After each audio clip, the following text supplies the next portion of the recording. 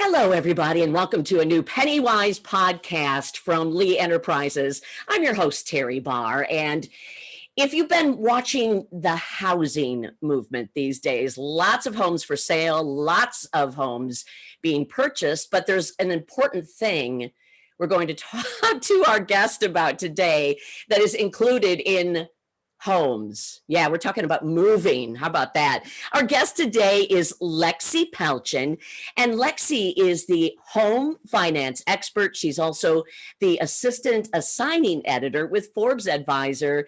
Lexie, thanks so much for being here. Yeah, Teri, thank you for having me. I'm so excited to be here. Oh, we're glad to have you, especially to talk about moving. I know, take a deep breath when you think about it. It doesn't have to be stressful. And Lexie has put together this incredible step-by-step process to think about as you prepare to move. And Lexie, I think we're seeing a lot of this happening right now, aren't we? Yeah, definitely. I think, especially with the pandemic, a lot of people have moved from where they were to where they would like to be.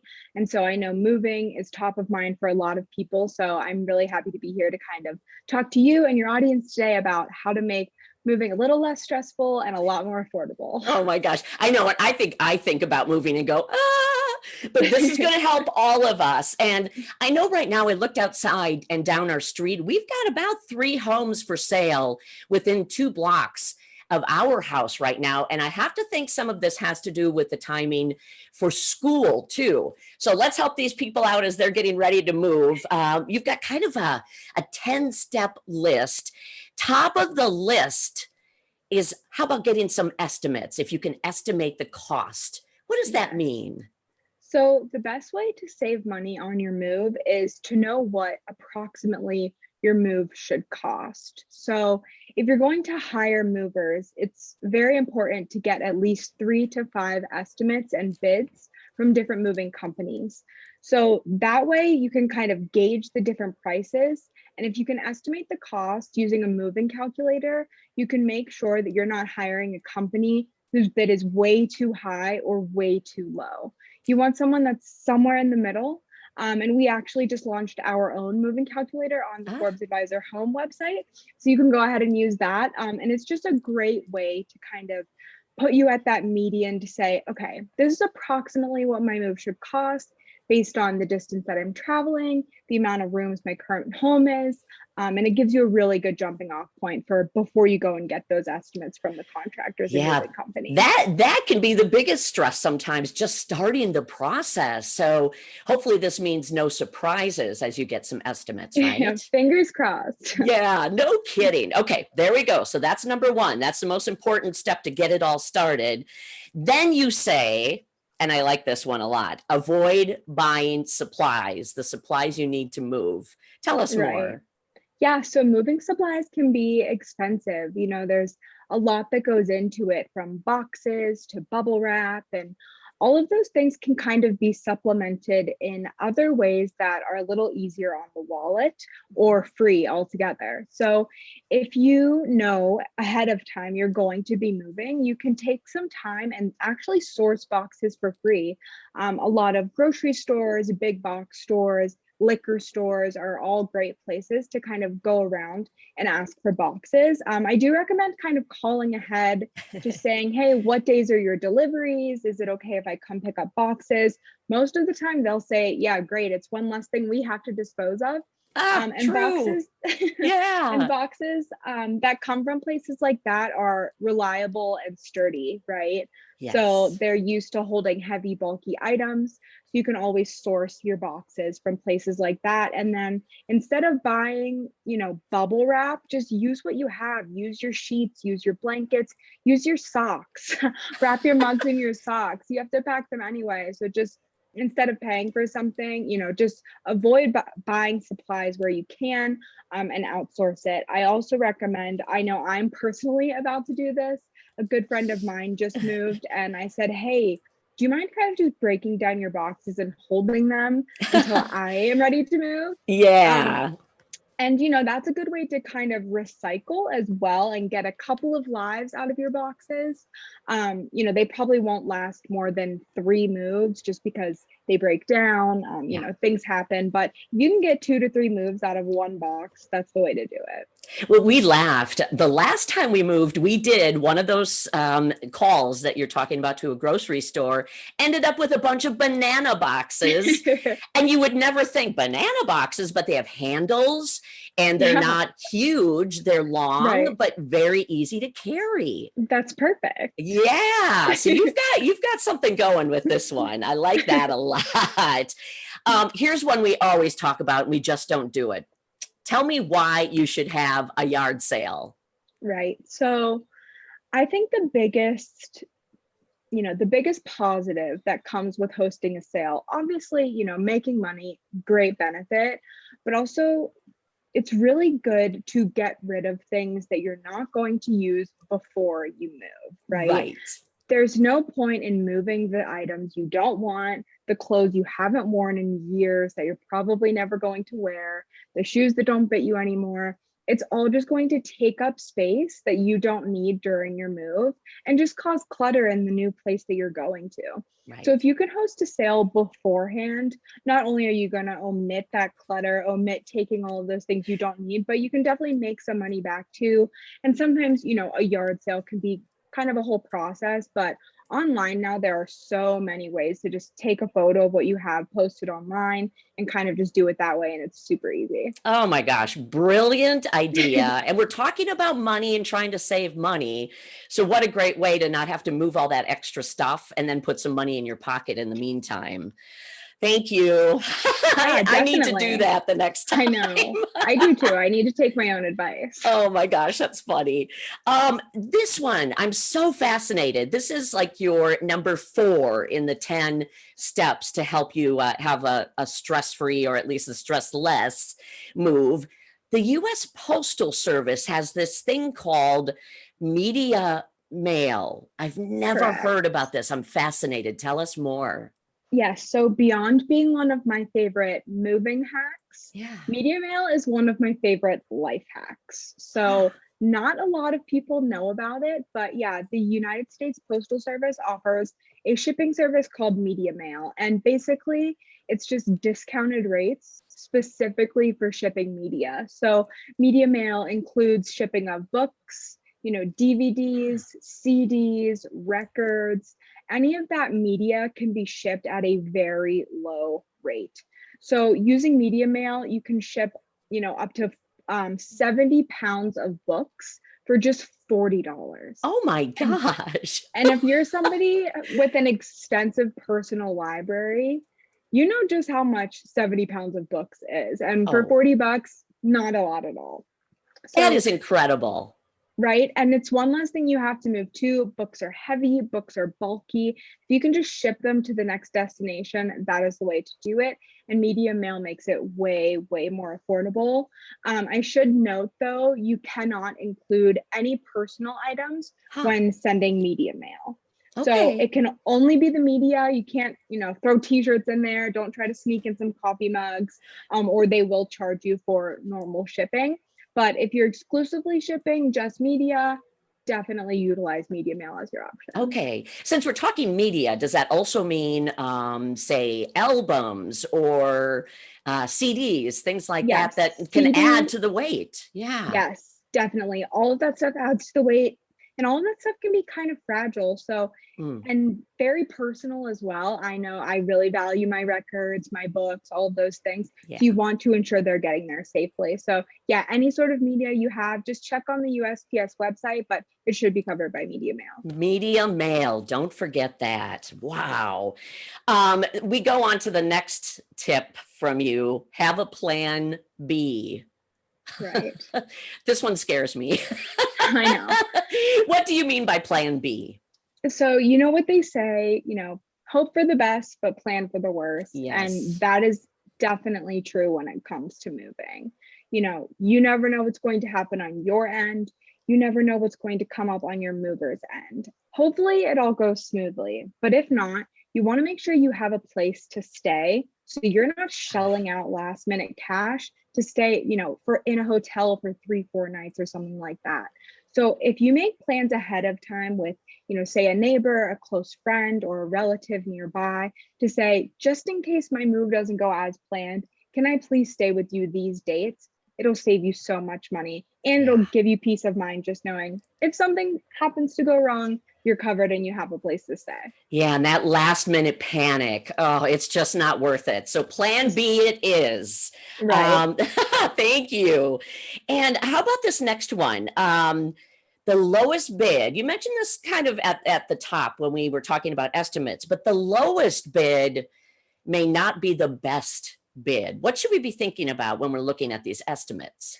Right. So if you're trying to save money, it may be your initial reaction to say, Right. I'm just going with the lowest bidding movers. Like, that's just what I'm going to do. I'm going to save money that way.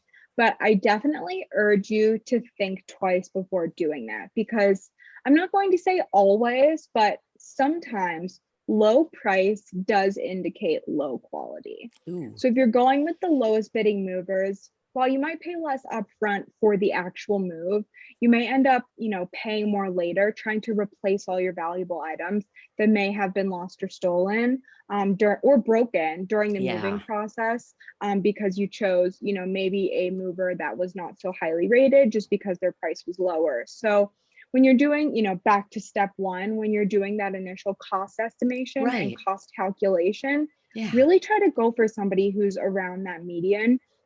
It's always better, and always check reviews, but usually, somebody in the middle will get all your items there safely and you won't end up paying more to replace them down the line. Yeah. Oh, and what heartbreak to find out some really important things had been broken in the move. So, yeah, Definitely. thank you. That is a terrific tip because when you're trying to save money, it is easy to do that. Oh, I'll just take the lowest. So, Right. thanks for It's making us think tempting. about it. It is. It is. Oh my gosh. We were talking a little bit about packing too. You mentioned packing strategically as one of your tips. What do you mean? Why strategically? Right. So when you're moving, you're usually going to be, renting a moving van and getting boxes. And the bigger the van, the more boxes you need, the more space your items are taking up. That all adds up money on your moving bill, Ooh, right? yeah. So if you can pack strategically, utilizing less space, less boxes, you're going to spend less money. So I recommend doing things like, nesting your bowls inside of each other and filling your cups with socks, or anything you can do to kind of fill those tiny gaps of space that you might Mhm. not have thought of. That will all save you space and therefore save you money. So it's really important to think about how you're packing your boxes. It's tempting to kind of just toss everything in there, tape it up, and throw it on the van. Yeah. But I can tell you that if you kind of take your time and really think, okay, what's going to fit best in this box? How can I Mhm. utilize my space the best? Packing strategically will definitely help save you money. Oh, that's a good one. Thank you so much. Of Um, course. you also have on the list of tips here, cancel your utilities. Right. Tell me more. So if you're doing a local move, right? Yeah. Just a city over, a few blocks over, you may just think, oh, I'm just going to like transfer my utility Right, service. right. So I recommend, before you do that, search around a bit, see what other companies are offering as far as pricing, discounts. You never know what kind of rates other utility services can offer you. So sometimes it's beneficial to just shut off your service completely and start a new one from scratch. A lot of Ah, places will offer, you know, um, waive your activation fees, do free installation fees for new and first time customers. So it can really save you money and be beneficial to just cancel your utilities and start fresh mhm. altogether. Okay. That's something you just don't think too much about sometimes. So thanks Right. for having that on the list. Of That's a good course. one. Yeah. Now this is probably one of my favorites, and it can be difficult to do this. Ask for a deal. How do you do Right. this? So my motto is it never hurts to ask, right? Yeah. Especially in situations like this, the worst that somebody can say is, this is our best price. Right. But I really urge you to kind of take the time, search around, and ask, okay, what kind of deal can you offer me? This company is offering me this. Can you match it or beat it?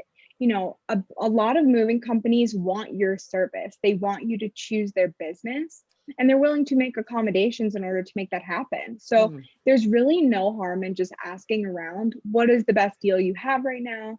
And especially, asking for things like, hey, if my moving date is flexible, can we do some sort of discount? If I'm willing to move during the week, can we do some sort of discount? It's always just best to ask, because you'd be surprised what kind of deals you can get. Why not? I love that. Finally, this is number 10 on the list of 10. Move yourself. Yeah. Okay. So definitely stressful. And if you're Yes. doing, a cross country move or a very long distance move, it may be more difficult to do this, but I urge you to just consider the cost, right? So consider the cost of renting a van and driving yourself across the country, or, renting a shipping container and packing your belongings yourself. If you're really trying to get the best deal, Yeah. moving yourself is going to save you the most money. If you Okay. have the time, if you've got the manpower, you've got some good friends that'll help you pack up and load everything up, it's really worth just considering the cost and just weighing the options. If you're like, okay, a moving van will cost me this much, gas will cost me this much, Mm-hmm. a hotel overnight will cost me this much. Maybe it levels out, depending on how far you're moving. But Yeah. like I said, just consider the cost and weigh them and see how much you can save. Right. And you can feed your friends that help you, give them a little Yeah, pizza and beer, and you're all good, I think. definitely. Definitely. Okay. So if you end up, you don't want to move yourself. I know Forbes Advisor has taken a look at some moving companies. Where can we find more information about that, as far Yeah. as So, knowing who are some of the better ones to count on? of course. So we've done our research on our end, and we've compiled some lists of the best moving services. So you can just go to Forbes Advisor Home, and there's different lists on there depending on the just best overall moving companies, best Great. long distance moving companies. We've got it all there, and we've kind of done the legwork to make it easier for you to make your move just a little smoother. Along with that calculator, the moving calculator, try that too.